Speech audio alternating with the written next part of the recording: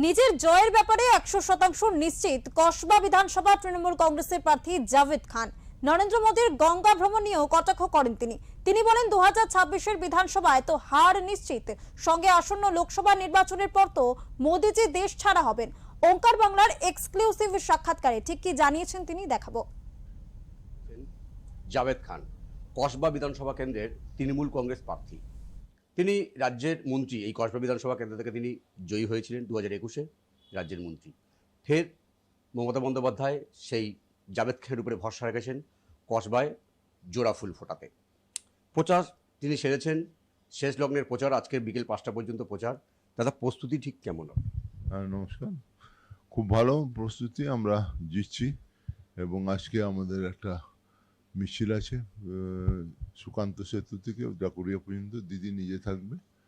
এবং আগে থেকে বেশি ভোটে আমরা জিতছি, আগে থেকে বেশি সিটে আমরা জিতবো এবং চতুর্থবারের মতন মুখ্যমন্ত্রী হবেন আমাদের মাননীয় দিদি নেত্রী মমতা দি।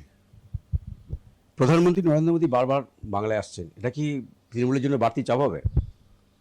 কিছু বাড়তি চাপ নেই, উনি আসছেন একটু কিরম সে হুগলির হাওয়া খাচ্ছেন। আমাদের যমুনা তো অত ভালো না, পরিষ্কার পরিচ্ছন্ন না, এনভায়রনমেন্ট এর হিসাবে খুব খারাপ অবস্থা, দূষণ প্রচণ্ড। এইখানে একটু ভালো দূষণ মুক্ত জায়গা আছে কলকাতা, এবং এইখানে রসগোল্লা, মিষ্টি, মাছ, মাংস খুব ভালো, তার পছন্দ হয়েছে। আমাদের অতিথি হিসাবে আমরা আসছে, খাওয়াবো। এই 4 তারিখে 29 তারিখে পরে আর খুঁজে পাওয়া যাবে না। আবার কিরম সে 2029-এ ওনাকে আমরা বিদায় দিয়ে দেবো, চলে যাবেন অযোধ্যা পাহাড়ে যাবেন কি কিরম সে হিমালয় পাহাড়ে যাবেন, সেটা দেখা যাবে। নির্বাচনে 152টি আসনে ভোট শেষ, বিজেপি বলছে ওরা 120টা পাচ্ছে। দিনে যারা স্বপ্ন দেখে তাদের সম্বন্ধে বলবার কিছু নেই। মানুষ যে হারে স্পন্টেনিয়াসলি এগিয়ে এসে ভোটটা দিয়েছে, তাতে প্রমাণ একটা জিনিস হচ্ছে, যা বিজেপির দুর্নীতি, সে SIR হোক, সে নোটবন্দি হোক, সে কোভিডের সময় হোক, সে মানুষের উপরে নির্যাতন হোক, সে বাঙালিদের ভাষা কেড়ে নেওয়ার চেষ্টা হোক, সে বাংলাকে কিরম সে অসম্মান করার হোক, তার পরিণাম, তার উত্তরটা 4 তারিখে পেয়ে যাবে।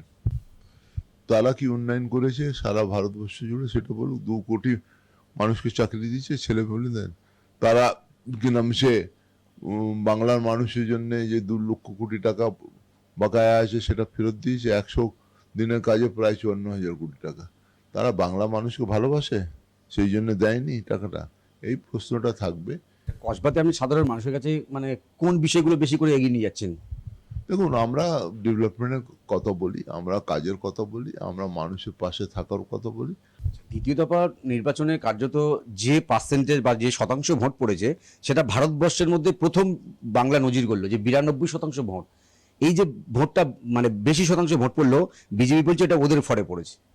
দেখুন, একটা জিনিস হচ্ছে, আজকে এই বেশি শতাংশ ভোট পড়বার মানেটা হচ্ছে গণতন্ত্র বেঁচে আছে বাংলায়, এবং মানুষ ভোট দিতে পেরেছে। তার মধ্যে বিজেপি আছে, কংগ্রেস আছে, CPM আছে, সবই আছে।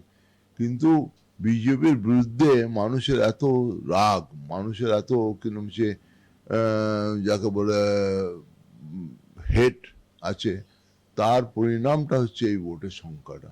দিদি যদি সারা ভারতবর্ষের মধ্যে কোনো জায়গায় দাঁড়ায়, সেই জায়গায় জিতবে। নন্দীগ্রামে যখন প্রথম দফায় ভোট হচ্ছে, দেখলাম শুভেন্দু অধিকারী একজন সংখ্যালঘু ভোটারকে বুকে জড়িয়ে বলছে যে সংখ্যালঘু আমাদের পাশে রয়েছে। যারা সংখ্যালঘুর খুন করে, যারা সংখ্যালঘুকে কিরকম হিংসা করে, যারা সংখ্যালঘু শুধু না বাঙালিদের, বাংলা বলতে তাদের জেলে পুড়ে খুন করে, তারা মানুষের কেন, সংখ্যালঘু কেন, কোনো মানুষের বন্ধু হতে পারে না। রাকেশ সিং বলছে যে বন্দর কার্যত বিজেপি হয়ে গেছে, উনি ছিনিয়ে নেবেন ফিরাকিমের কাছ থেকে। মন্দর ছিনিয়ে নেবে, কে কি ছিনিয়ে নেবে জানি না। একটা বাহুবলী যদি এই কথা বলে, আর একটা কিরম সে বিজেপির কাছে আমি বলি, তোমরা আর প্রার্থী পাওনি, একটা বাহুবলীকে পেয়েছো, যার নামে কিরম সে নার্কোটিকের কেস আছে, যার নামে ভিন্ন ভিন্ন কেস আছে, আর তোমাদের কাছে কোনো জুটি নেই। কসবায় কত ব্যবধান হবে? আগে থেকে অনেক বেশি ভোটে জিতবো আমরা। এবং আমি বললাম তো, আমাদের কিরম সে প্রতিপক্ষ আমরা নিজেই। বাংলা কি সরকার করছে তৃণমূল, আবার কত আসন পেতে পারে?